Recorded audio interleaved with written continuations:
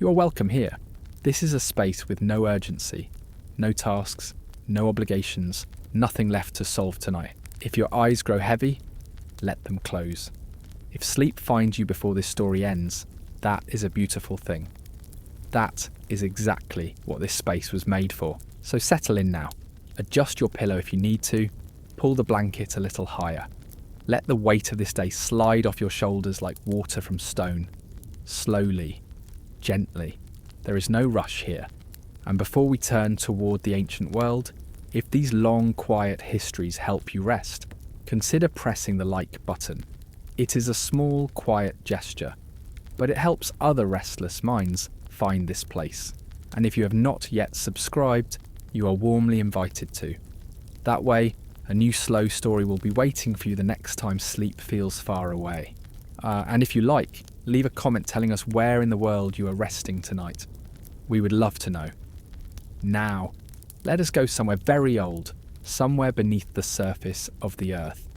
In the south of what is now Iraq, under layers of sand and collapsed walls, and the slow silence of 4,000 years, there once lay a small object.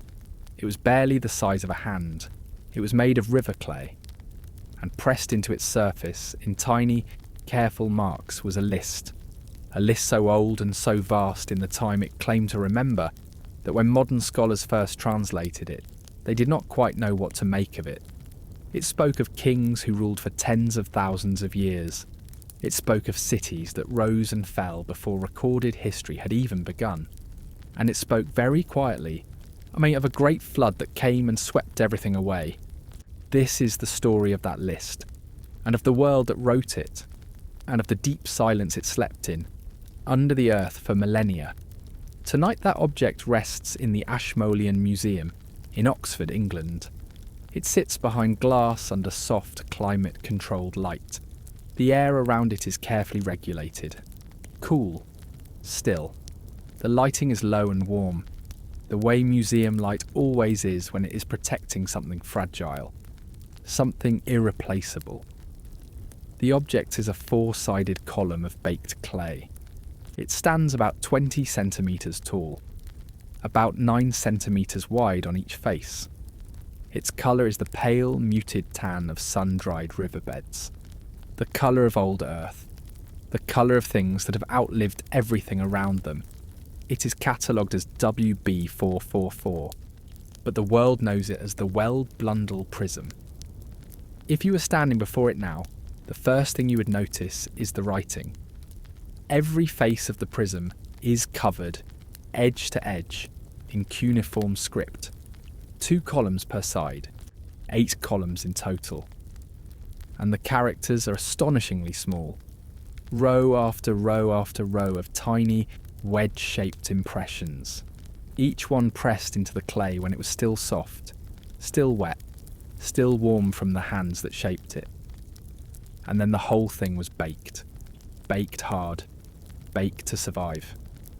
And it did survive. For nearly 4,000 years.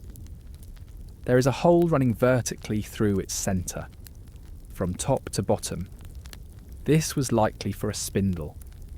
A thin rod of wood, perhaps, on which the prism could be mounted and slowly turned. Imagine that, if you will. A small clay pillar, resting on a stand in some ancient room, turned gently, face by face, so a reader could follow the names, column by column, king by king, dynasty by dynasty, from the very beginning of remembered time. It is, in its own quiet way, one of the oldest books in the world. A book written not on paper or parchment, but in earth itself. The prism was pulled from the ground in 1922 at the ancient site of Larsa in southern Iraq. The expedition was led by Herbert Weld Blundell. Larsa had once been a powerful city, but by then it was nothing more than a tell. A low, wind-swept mound in the desert. Layer pressed upon layer. Broken pottery, crumbled walls, centuries compressed into a hill of dust. The prism came from the rubble of buildings that had stood during what scholars call the Izin Larsa period, a time when small, Competing kingdoms struggled for control of the old Sumerian heartland. It had been buried beneath the collapse of its own world. Mud brick had fallen over it. Fine desert dust had sealed it shut. And the dry, patient earth had held it there, perfectly still, in the darkness beneath the surface, while empires rose and crumbled above. Now think of the hands that made it, not the hands that dug it up, the older hands, the hands that lived 4,000 years ago, the hands that gathered wet clay from the riverbank and shaped it, slowly, into this small four-sided form, the hands that held a reed stylus, trimmed to a fine square edge, and pressed it into the soft surface, one tiny wedge at a time. Those hands belonged to a scribe, and that scribe was no beginner. This was the work of years of training. In ancient Sumer, her scribes learned their craft in temple schools the Sumerians called the Aduba. The word itself means something close to house of tablets.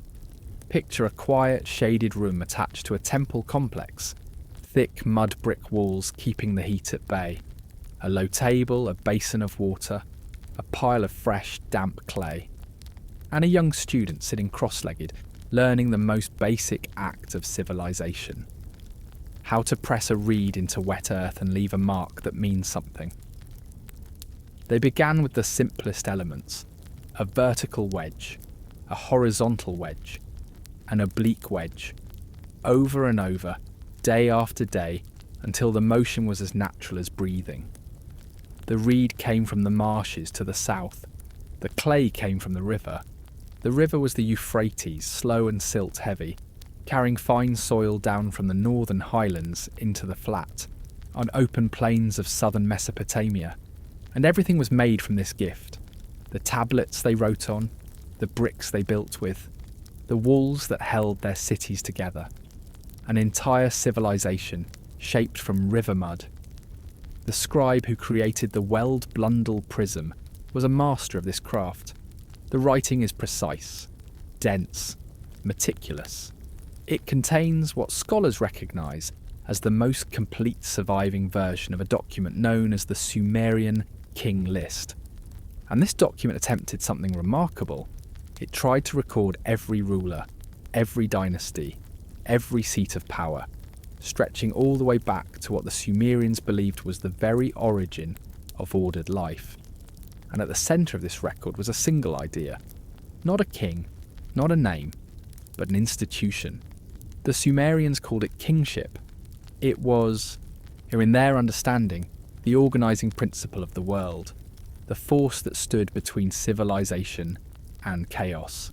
Scholars who study this text describe it as the Sumerians' way of expressing that without central authority, the world would unravel. It was not merely political power, it was to them the very architecture of order. And that order had practical, tangible consequences.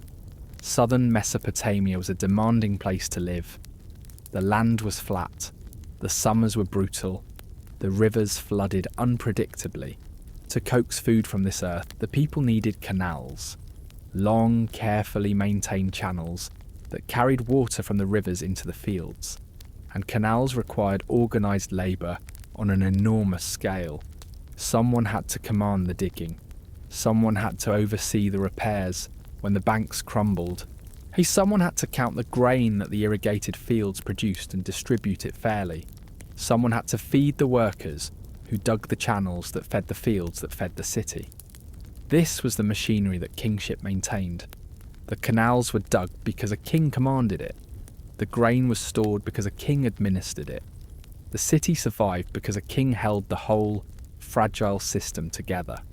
And so this list, pressed into this small clay prism, was not merely a record of names and dates.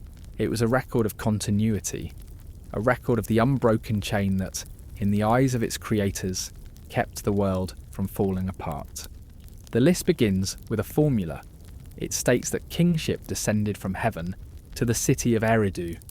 This was not presented by the ancient scribes as metaphor. It was their foundational belief, and the way they understood the origin of their world's order. Modern scholars read this as a reflection of just how deeply The Sumerians held this institution sacred, how essential it was to their identity as a people.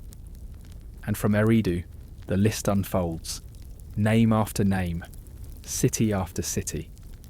Some of the earliest entries record reigns of staggering, impossible length, tens of thousands of years for a single king.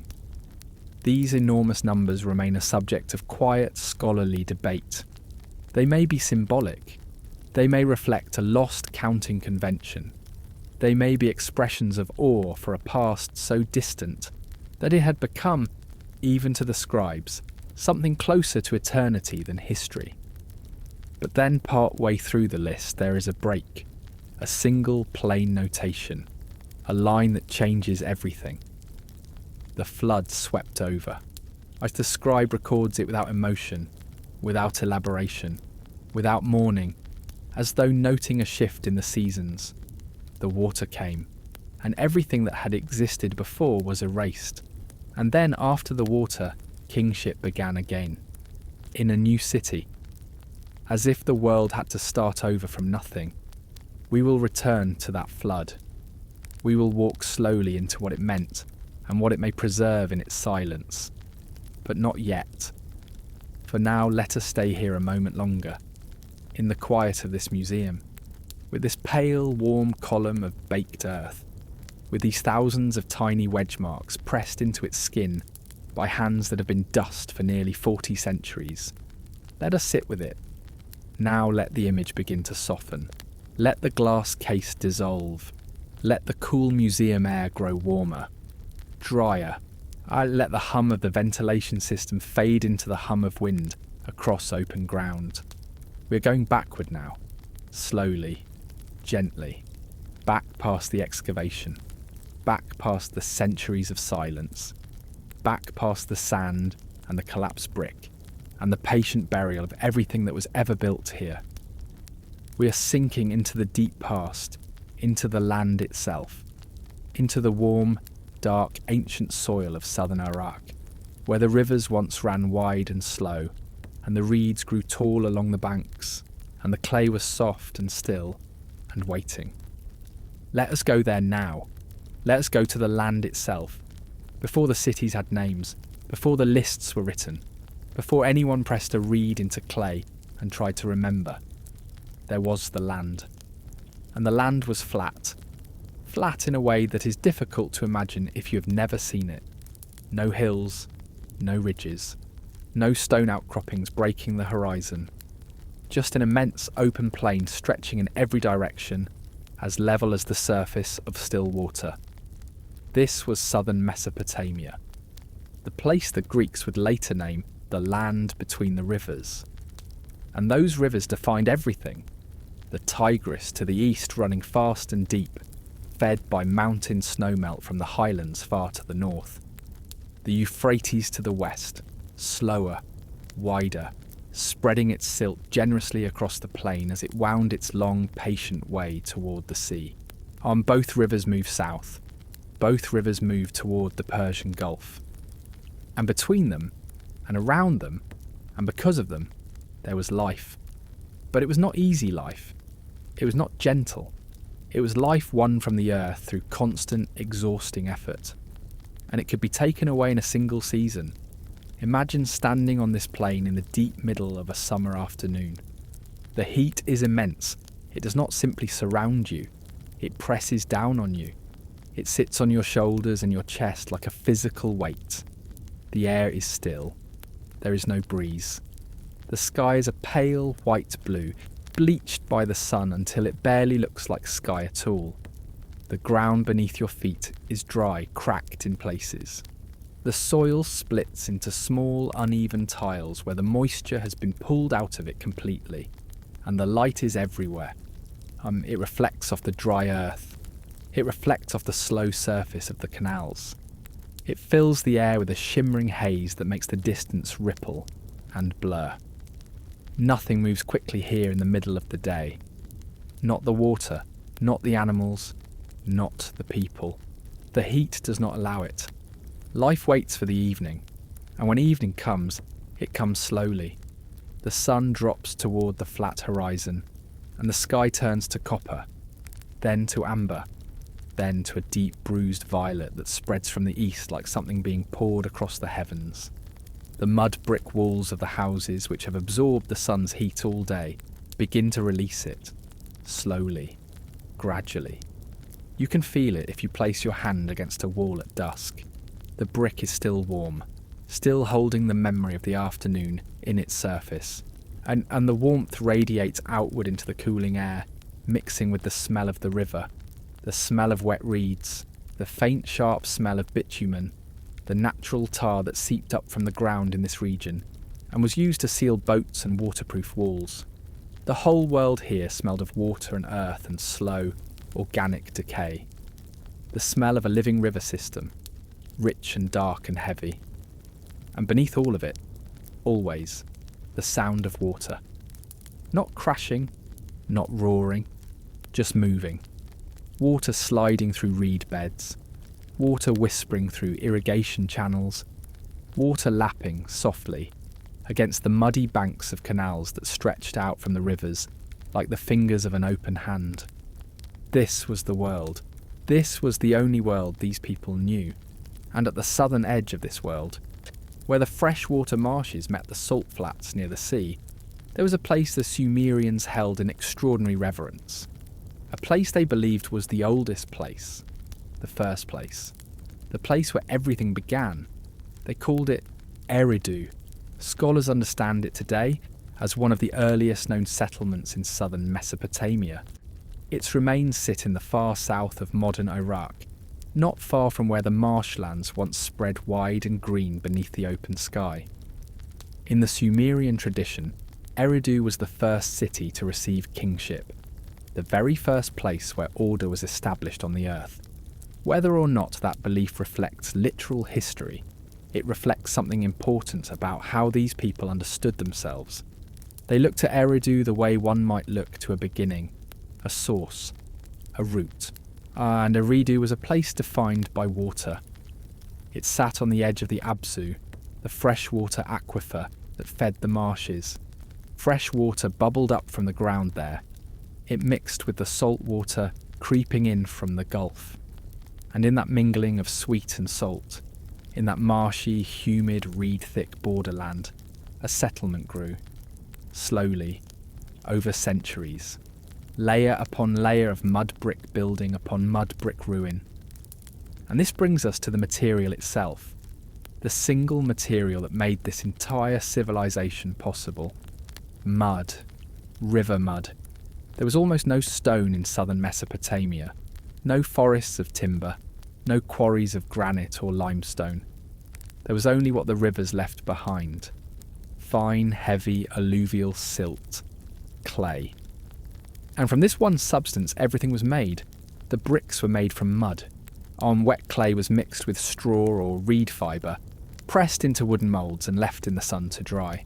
Brick after brick after brick. Thousands of them. Hundreds of thousands of them. Enough to build houses. Enough to build temple walls 3 meters thick. Enough to build the great step platforms, the ziggurats that rose above the flat plain like artificial mountains. All of it was mud. The walls you leaned against at night were mud. The floor beneath your feet was mud. The oven where the bread was baked was mud. And the small tablet on which the scribe recorded the day's grain ration was mud. The same substance, shaped by the same hands, drawn from the same river. There is something almost hypnotic about that unity, that everything a person touched in their daily life came from one source. The river gave the mud. Like the mud became the world, but the river also threatened the world. This is the truth that sat beneath everything in Mesopotamia. The same water that made life possible could, without warning, end it. The Tigris in particular was unpredictable. Its floods came fast and hard, fed by spring rains in the mountains that arrived with little notice on the plains below. The Euphrates was gentler, but even the Euphrates could swell beyond its banks, could shift its course over decades, abandoning one channel for another, leaving a city that had been built along its edge suddenly stranded, dry without water, without life. And the canals, the long, carefully dug channels that carried water to the fields, were in a constant state of quiet crisis. Silt settled in them season after season, and the fine particles that made the soil so rich also slowly choked the very channels that distributed the water. Every year, the canals had to be dredged, cleared, maintained. If the labour force faltered, the canals silted up. If the canals silted up, the fields dried out. If the fields dried out, the granaries emptied. If the granaries emptied, the city died. It was that simple, that fragile, that close to the edge, every single year. And if the river did not fail, it could just as easily overwhelm. Too much water was as deadly as too little. A flood could wash away the canal walls in a single night, could swallow a season's crop in hours, could turn the flat, open plain into a shallow, brown, featureless sea that stretched to the horizon. And on a plain this flat, there was nowhere to go, no high ground, no refuge, just water spreading endlessly, carrying with it the ruins of everything that had been built. Can you feel, then, what this would do to a people over centuries? Can you sense the quiet anxiety that would settle into the bones of a civilization built on such uncertain ground? They needed order. They needed it desperately. They needed to believe that someone was in control, that the canals would be maintained, that the grain would be stored, that the river would be watched and managed, and, if not controlled, at least answered with preparation. This is the psychological soil from which the idea of kingship grew, not from arrogance, not from a desire for power for its own sake, but from fear. From the deep, lived understanding that without coordination, without a central hand guiding the work, the river would win. And the silence would return, the mud would reclaim everything. And so they built their cities, and they maintained their canals, and they kept their lists of kings, unbroken dynasty after dynasty, because the continuity of that list meant the continuity of life itself. The list was not a luxury, it was a survival document, a written promise that someone was still in charge, that the system still held. And at the end of each day, when the heat finally broke and the sky turned dark and the stars appeared above the plain in dense bright clusters, undimmed by any modern light, the cities grew quiet.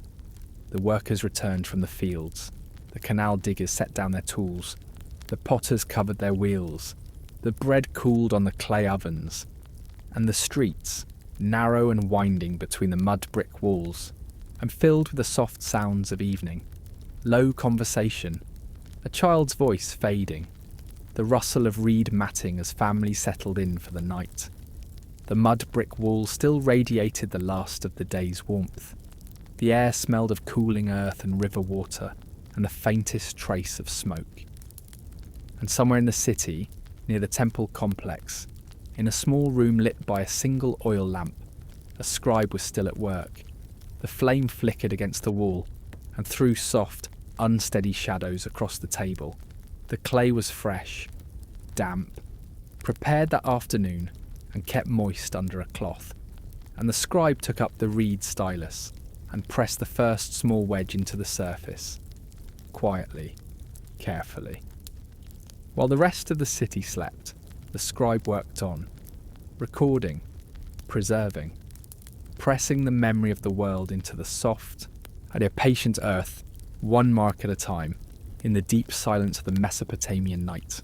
There was a city in the south of ancient Mesopotamia. It sat between two branches of the Euphrates, on flat land that stretched endlessly under a pale sky. Its name was Nippur, and for thousands of years it held a quiet, singular importance. Nippur was home to the god Enlil, whom the Sumerians regarded as the main deity of their pantheon.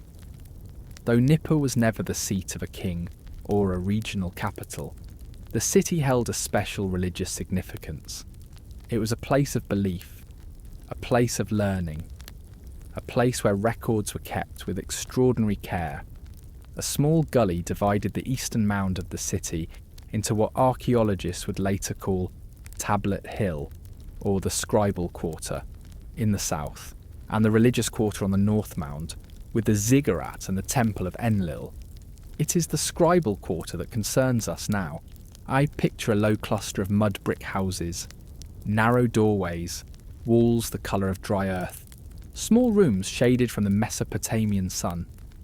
In one such house, a small urban dwelling now known to archaeologists as House F, scribal work was carried out in the 1750s BCE, immediately after the reign of Hammurabi. Inside rooms like these, in the warm half-darkness, men sat cross-legged on reed mats. Before them lay lumps of wet clay. Beside them, thin reeds, cut to a point. And above everything, silence. The work of a scribe began with the clay. A lump was taken from a basin. It was kneaded slowly between the palms. It was pressed flat. It was smoothed. It was shaped into a tablet, perhaps the size of a man's hand, perhaps a little larger. The surface had to be even. The surface had to be clean. On every imperfection was pressed away with the pad of the thumb. Then the stylus was lifted. It was a simple reed, cut from the marshes along the river. One end was trimmed into a thin, wedge-shaped tip. The scribe held it at a slight angle. He pressed the tip into the soft clay. A small, precise wedge appeared.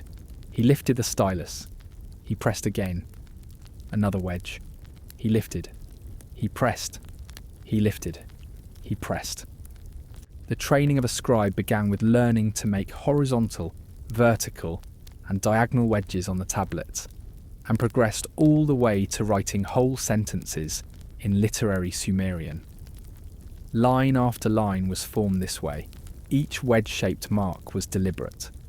Each impression was small and controlled. The act of copying was itself a kind of meditation. Many of these scribes were not composing new texts, but they were copying older ones. They were preserving the words of earlier generations, transferring knowledge from crumbling tablets onto fresh, wet clay. An older tablet would be placed to one side, propped against a wall, or held by an assistant. The scribe would read a line. He would form the signs in the new clay. He would read the next line. He would press the next row of wedges, line by line, column by column. The old text was reborn in new earth. In the corner of one tiny courtyard at Nippur, archaeologists found a bitumen-lined basin filled with a mixture of fresh tablet clay and crumbled tablets waiting to be recycled. Clay that had served its purpose was returned to the basin. It was moistened. It was kneaded again.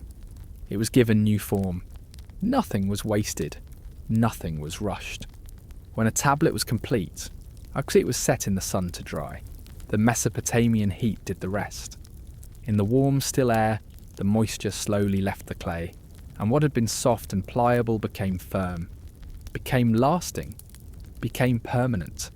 The scribes of Nippur did not only copy hymns and stories, they also worked with numbers, and the numbers they used were unlike the ones most of the world uses today. The Sumerian numeral system was sexagesimal, also known as base 60. It originated with the ancient Sumerians in the 3rd millennium BCE, was passed down to the ancient Babylonians, and is still used in modified form for measuring time, angles, and geographic coordinates. Where we count in tens, the Sumerians counted in 60s. The foundation of this system was the number 60. 60 was the first great unit. It was called the esarsi, 1 sos, 60. How 10 sos made a near. A near was 600, and 60 multiplied by 60 made a sar. A sar was 3,600. Let those numbers settle quietly in your mind. 60, 600, 3,600, sos, ner, sar. The number 60 is what mathematicians call a superior highly composite number. It has 12 divisors. 1, 2, 3, 4, 5, 6, 10, 12, 15, 20, 30, and 60. With so many factors, many fractions involving sexagesimal numbers are simplified. This made the system extraordinarily practical. Grain could be divided evenly, land could be measured precisely, time could be portioned into clean, equal intervals. We still use this system today. 1 hour of time is divided into 60 minutes, and 1 minute is divided into 60 seconds. Every time you glance at a clock, you are reading a legacy of Sumerian thought. The second hand moves, 60 ticks. 1 minute, 60 minutes. 1 hour. The rhythm is ancient. The rhythm is Sumerian. Now, the scribes who maintain the King List used this same base 60 mathematics to do something remarkable.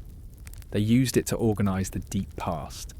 The Sumerian King List, as we have discussed, recorded the reigns of rulers stretching back to what the Sumerians believed was the very beginning of civilization, the very beginning of kingship itself. Some of the reign lengths recorded in the earlier sections of the list are enormous. The early list names 8 kings with a total of 241,200 years, from the time when kingship, as the Sumerians believed, descended from heaven, to the time when a great flood swept over the land. And these numbers were not arbitrary. They were constructed carefully within the base 60 system. They were expressed in SOSS, in NER, in SAR. The scribes were not recording history as modern historians understand it. They were recording their beliefs about history. They were imposing mathematical order on an ancient mythological past. They were using the elegant structure of base 60 to give shape to spans of time that were, by any human measure, incomprehensible.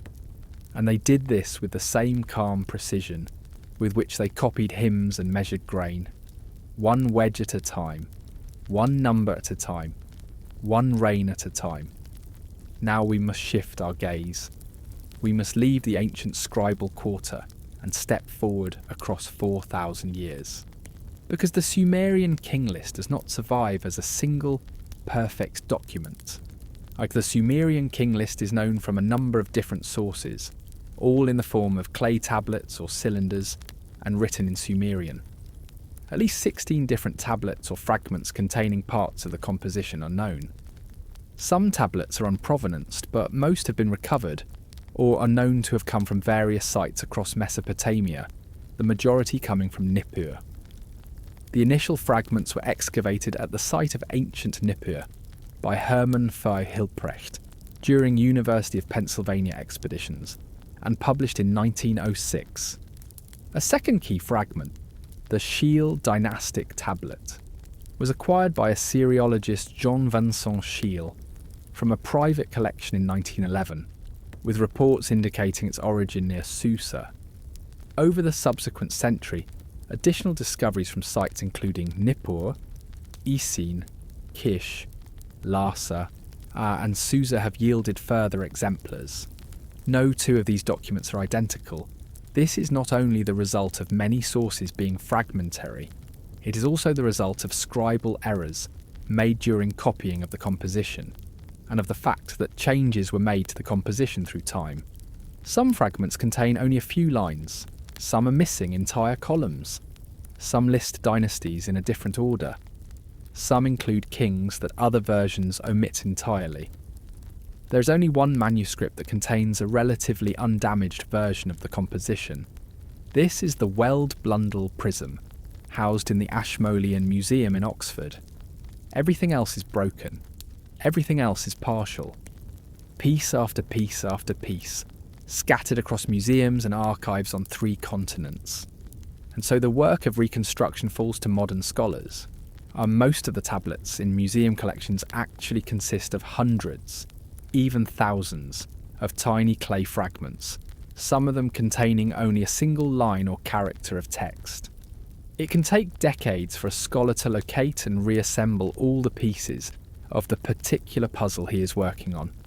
Picture a quiet library reading room, a long wooden table, a desk lamp casting a warm light across a surface covered in photographs, and hand-drawn copies of cuneiform signs.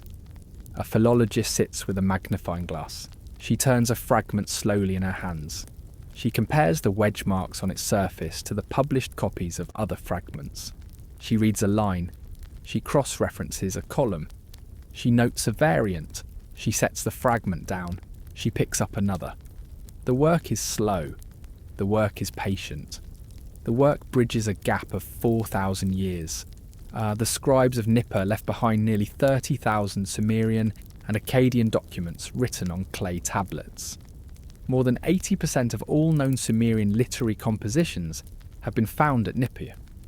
The sheer volume of material is staggering, and much of it remains unpublished, unstudied, waiting in museum drawers for the careful hands and patient eyes of future scholars.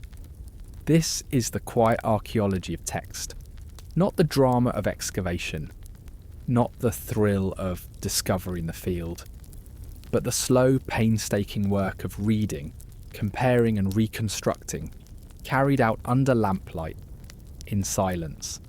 Fragment is matched to fragment, sign is compared to sign, and gradually, line by line, a composition that was first written on wet clay in a mud brick room in southern Iraq begins to take shape again on the pages of modern scholarship. Now let us return, one last time, to the ancient world. Picture a scribe in the city of Nippur. The hour is late, the room is small and still.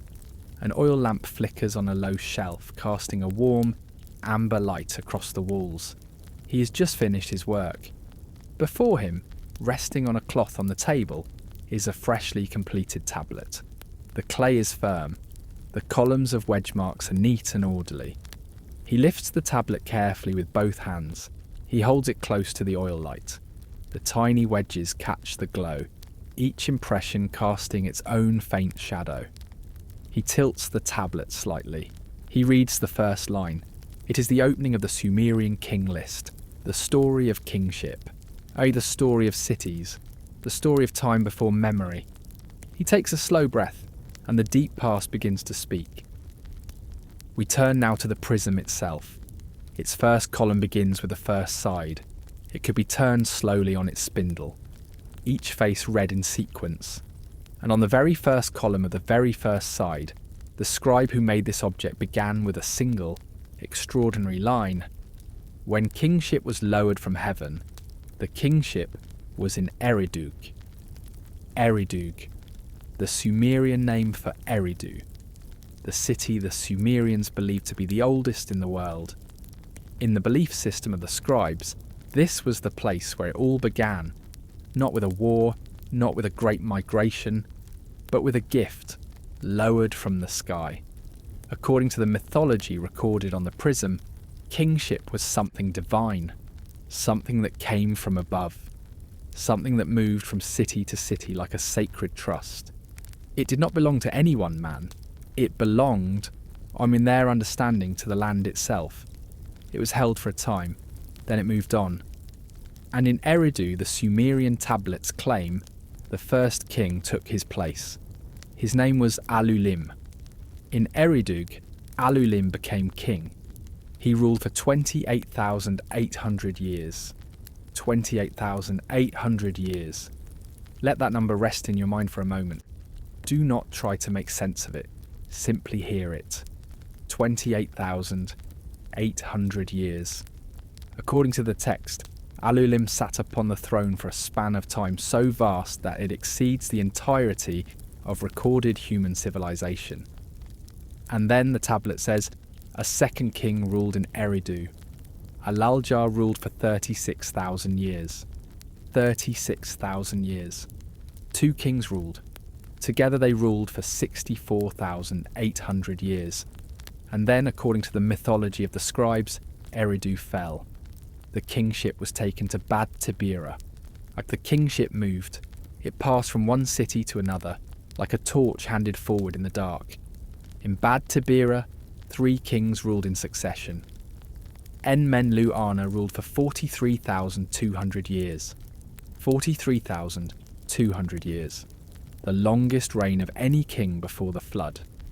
Enmengal-Ana ruled for 28,800 years. 28,800 years.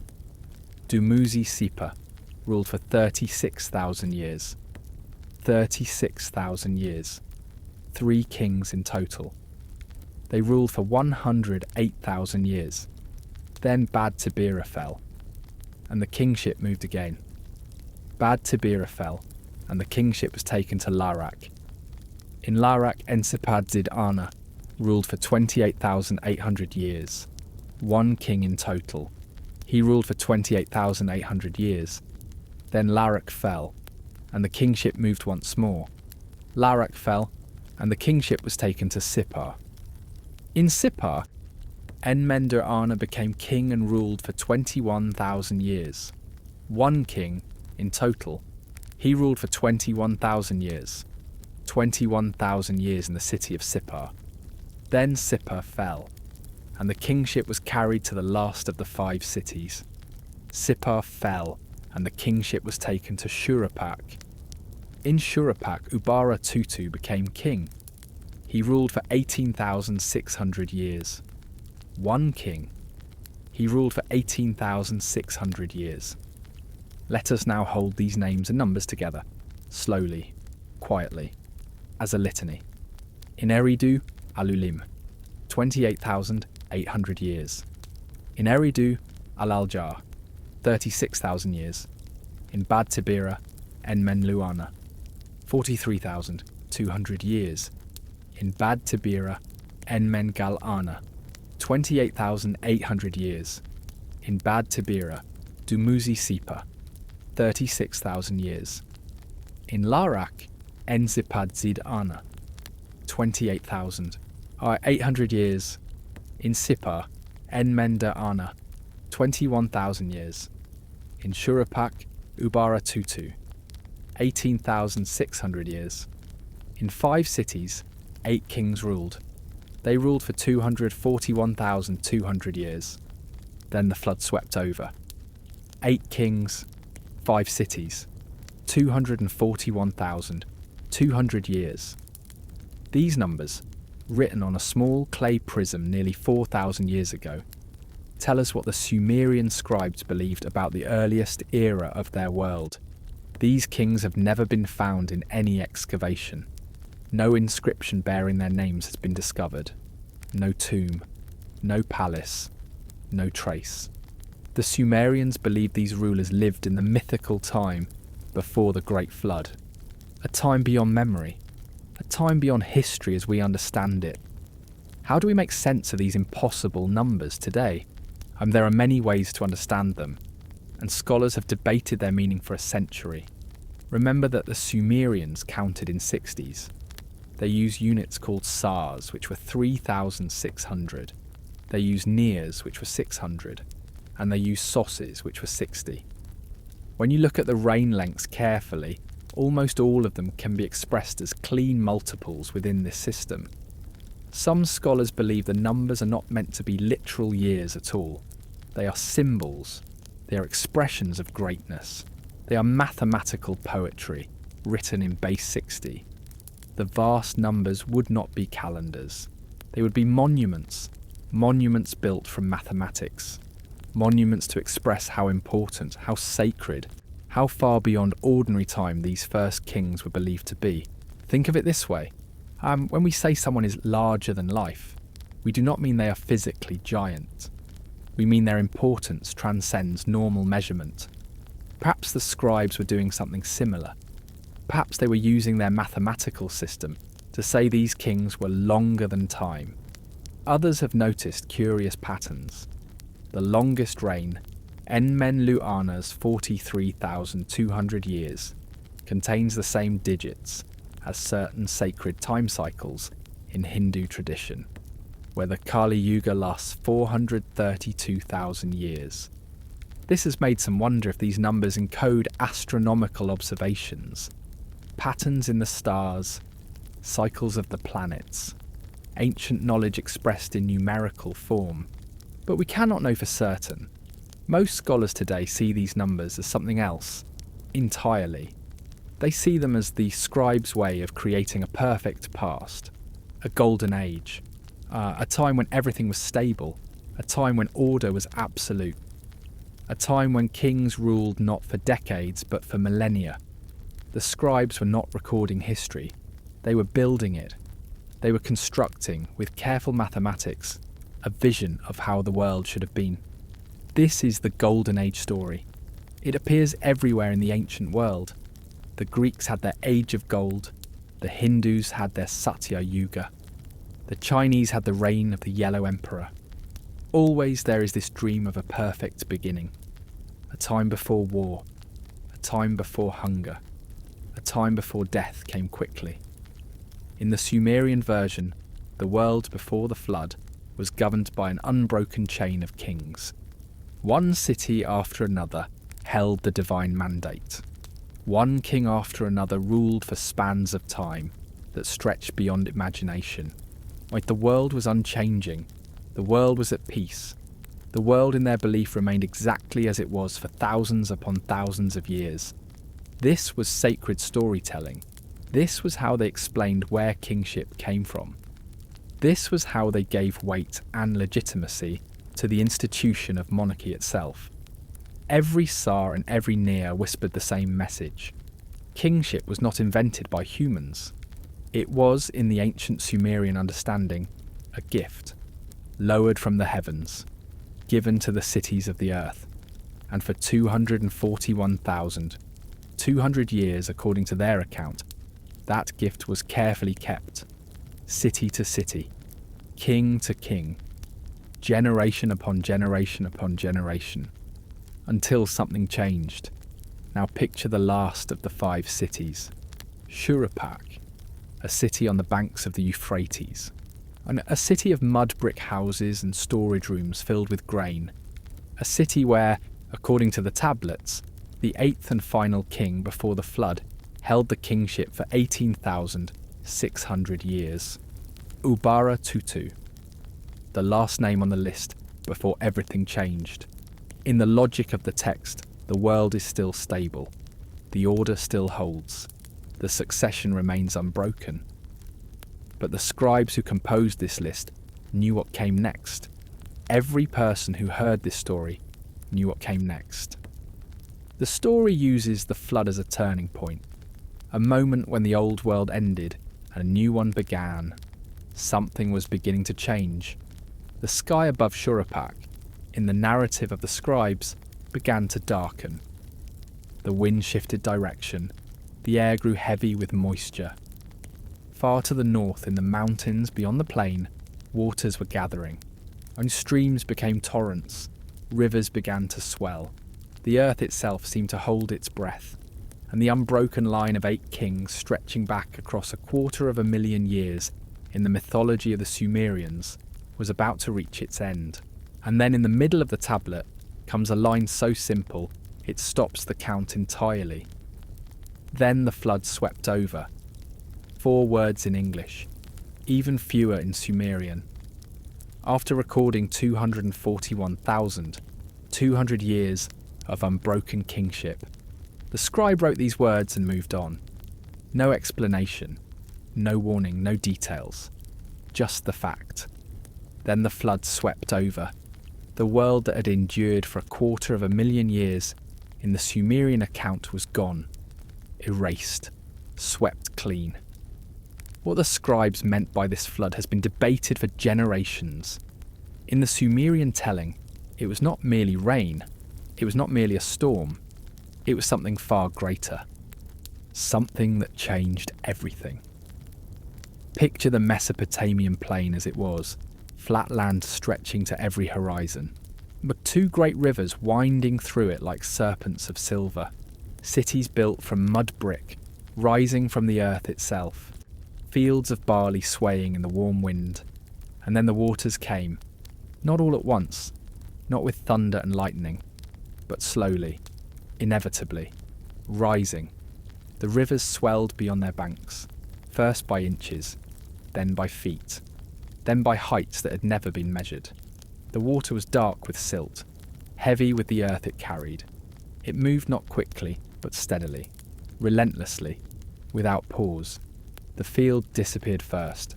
The young barley vanished beneath the brown water, then the lower roads, then the outer walls of the cities. The water rose, and rose, and rose.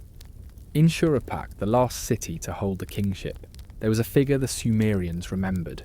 His name was Ziusudra, and some accounts call him the son of Ubara Tutu, the last king before the waters. Others place him as a priest-king himself. The Sumerian flood story, found on a tablet from Nippur, tells how Ziusudra received warning, how he built a great vessel, how he preserved life through the deluge, the memory of survival, the memory of one who weathered the unweatherable. This memory was pressed into clay and kept for 4,000 years. But the Sumerian account is not unique. Throughout Mesopotamia, throughout the ancient Near East, stories of a great flood appear again and again. Different names, different details, but always the same core. The world was washed clean. Almost everything was lost. Someone survived. Life began again. Modern archaeology has found something remarkable in the earth of southern Iraq. At multiple ancient sites, including Ur and Shurapak, excavators have discovered thick layers of sterile river clay, clay with no artifacts, clay with no pottery shards, clay with no trace of human habitation. These layers date to different periods at different sites, but they all tell the same story. Massive flooding was real in ancient Mesopotamia. The rivers did overflow. The cities were buried in mud. Not once, but many times across the millennia. The memory of these floods, particularly severe ones, seems to have been woven into the cultural memory of the region, transformed from history into mythology, from event into archetype. In the Sumerian King List, the flood serves a different purpose. It is not described, it is not explained, it simply is. A line drawn across time, a boundary between the world that was and the world that would be. Then the flood swept over. Imagine the silence that followed. Not the silence of peace, but the silence of absence. The silence of a world unmade. Where once there had been voices in the streets of Eridu, now there was only the lapping of dark water. Where once there had been smoke rising from cooking fires in Bad Tibira, now there was only mist. Where once there had been the sound of children in the courtyards of Sippar, now there was only the slow settling of silt. The water covered everything. It moved over the abandoned temples. It filled the empty throne rooms. It rose above the highest walls. And then, as slowly as it had come, it began to recede, day by day, inch by inch. The waters pulled back. They left behind a world transformed. The mud was everywhere, thick, deep, sterile. It covered the fields where barley once grew. It filled the irrigation channels. It buried the lower floors of every building that still stood. And it was quiet, so quiet. No birds sang, no insects hummed, no voices called, just the wet earth, glistening in the sun, just the slow drip of water from broken walls, just the vast, empty plain, waiting. The Sumerian scribes tell us what happened next with the same calm precision they used to record the reigns of the antediluvian kings. After the flood had swept over, and the kingship had, in the Sumerian account, descended from heaven once more, the kingship was in Kish. Kingship descended from heaven. Again, in the Sumerian understanding, the divine institution of monarchy was not destroyed by the flood. It was renewed, it was given again to humanity. It was placed in a new city, Kish, a city in the north of Sumer, a city that would become, in the Sumerian account, the first seat of power in the New World. Picture the scene. The mud is still drying, the earth is still settling. Survivors are emerging from wherever they found shelter. They begin to clear the silt. They begin to rebuild walls. They begin to plant new seed in the rich flood-deposited soil. And slowly, painfully, the work of civilization begins again. New reed styluses are cut. New clay tablets are formed. New marks are pressed into the soft surface. The list continues. The scribes pick up their work as if the interruption of the flood was merely a pause in the greater story. As if the destruction of the entire antediluvian world was just another transition of power, another movement of the kingship from one place to another. The kingship was in Kish, and with those words the world after the flood begins. But it is a different world. The reign lengths change. Where before kings ruled for tens of thousands of years, now they rule for centuries. Still impossible by modern standards, but closer, more human. As if the flood had brought time itself closer to Earth. The first dynasty of Kish begins with Jusha. In Kish, Jusha became king. He ruled for 1,200 years. 1,200 years. Not 28,000, not 43,000, but 1,200. The world is moving faster now. History is accelerating. The age of myth is giving way, slowly, to something more recognisable. After Jusha comes Kulasinavel. He ruled for 960 years. Then Nanjiklixma. He ruled for 670 years. The numbers continue to shrink. As the reigns become shorter, the world after the flood is finding its rhythm. 23 kings ruling Kish. Their combined reigns total 24,510 years. Still vast, still mythological. But no longer the incomprehensible spans of the antediluvian age. The flood has changed everything. The flood has changed nothing. Kingship continues. The count continues. The list continues.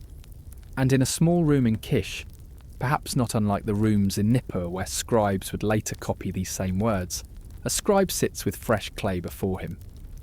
The sun is setting. The air is cooling. The day's work is nearly done. He smooths the tablet one more time. He lifts his stylus. He begins to write. The mud outside is drying. The world is being rebuilt. And the long count of kings continues, as if it had never stopped. That question settles slowly, like silt after a flood. Why did they write it? Why did scribes across centuries continue to copy these impossible lists of kings and impossible lengths of reign? The answer lies not in the deep past they described, but in the fragile present they inhabited. Mesopotamia in the 3rd and 2nd millennia. BCE was not a unified nation. It was a collection of city-states, each with its own king, each with its own god, each claiming its own authority. These cities fought. They conquered each other. They rose and fell like the waters of their rivers. Ur would dominate, then fade. Uruk would rise, then fall. Babylon would grow mighty, then shrink. In this world of constant change, constant conflict, the King List served a purpose. It created continuity. It created legitimacy. It created the idea that kingship itself was eternal, even if individual kings were not. When a new dynasty took power, they could add their names to the list.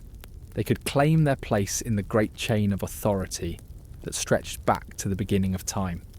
They could say, "We are not usurpers.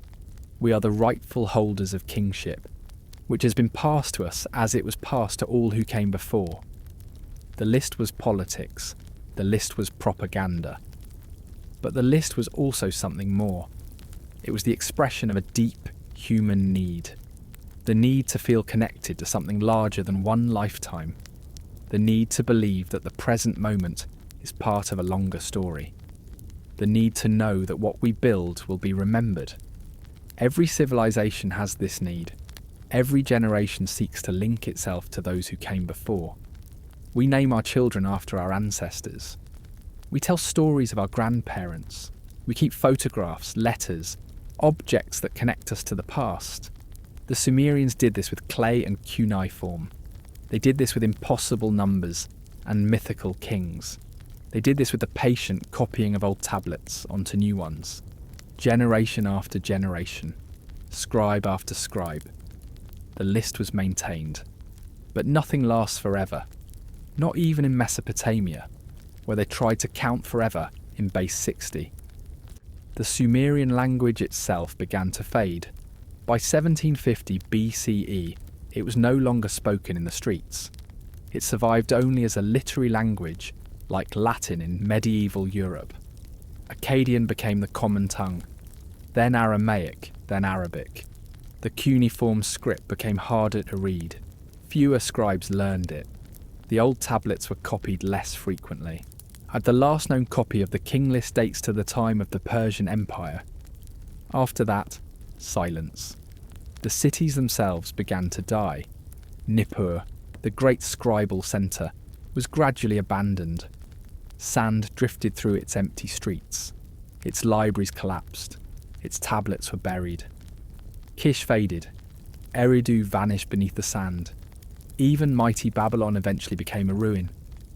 The Weld Blundell prism, that careful record of impossible kings, was buried.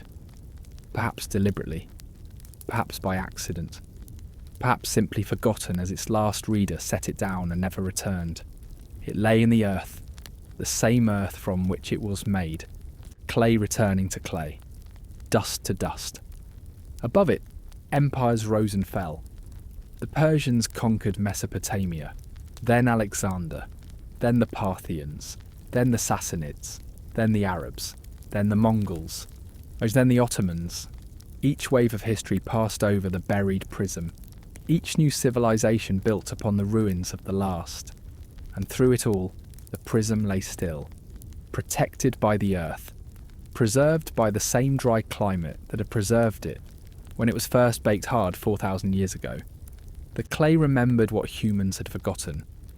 For nearly 4,000 years, the Sumerian King List slept in the earth, silent, patient, waiting. Then in 1922, archaeologists digging at Lhasa found it. They brushed away the sand. They saw the tiny cuneiform marks. They knew they had found something extraordinary. The prism was carried to England. It was cleaned. It was studied. It was translated. And slowly the impossible kings began to speak again. Alulim of Eridu, Enmenlu Ana of Bad Tibira, Ubara Tutu of Shurapak, are names that had not been spoken for millennia, stories that had been forgotten, numbers that still defy comprehension. Today, the Weld Blundell prism sits in a climate-controlled case in the Ashmolean Museum in Oxford. The museum closes at 5 in the evening. The visitors leave. The lights dim. The building settles into quiet. In the darkness, the prism continues its long watch. 4,000 years old. Older than the Parthenon. Older than Stonehenge in its current form. Older than most of what we call ancient. It has achieved what its makers intended. The scribes who pressed those marks into wet clay wanted to preserve something. They wanted to create memory. They wanted to ensure that the kings they believed had ruled at the beginning of time would not be forgotten. They succeeded. We remember Alulim, and we remember the 241,200 years before the flood. We remember because they wrote it down. We remember because they preserved it in clay. This is the deepest purpose of writing. Not to record the present, but to speak to the future, to send messages across impossible spans of time. Every mark on that prism is a voice from 4,000 years ago, saying, Dayan, this is what we believed. This is what mattered to us. This is what we wanted you to know. And we hear them. Across 40 centuries we hear them. Now the hour grows late. The museum is dark. The prism is still. The ancient kings have finished their count. You are lying in your own darkness, in your own quiet, in your own moment of rest. Feel the weight of your body against the bed. Feel the softness of your pillow. Feel the warmth of your blankets. You are here, now, in this present moment. But you are also connected to something vastly older. The need for rest is ancient. The need for sleep is older than civilization. Older than writing. Older than the first kings of Sumer. Every human who has ever lived has known this moment. This settling into darkness. This gradual release of the day's concerns. This slow drift towards sleep. The Sumerian scribes knew it. They worked all day pressing marks into clay. And when evening came, they set down their styluses. They left their tablets to dry. They found their sleeping places. They lay down, just as you are lying down. They close their eyes, just as your eyes are closing. They let their thoughts grow quiet. The kings they wrote about are impossibly distant. The numbers they recorded are beyond comprehension. But the sleep they sought each night is exactly the same as yours. Rest is the great continuity. Sleep is the unbroken tradition. Every night we join an unbroken chain that goes back to the very beginning. The prism sleeps in its case in Oxford. The ancient cities sleep beneath the sand of Iraq. The impossible kings sleep in the mythology of a vanished civilization. And you sleep here, now, in perfect continuity with all who have slept before. Let the count of kings fade. Let the numbers dissolve. Let the ancient names grow quiet. There is only the darkness, only the quiet, only the slow, deep rhythm of your breathing. The clay remembers, the earth remembers. But for now, in this moment, you can forget. You can release the weight of history. You can release the burden of time. You can rest completely, deeply, without measure. The story is finished. The tablets are complete. The night is yours. Sleep now. Sleep deeply. Sleep well. The ancient peace is yours.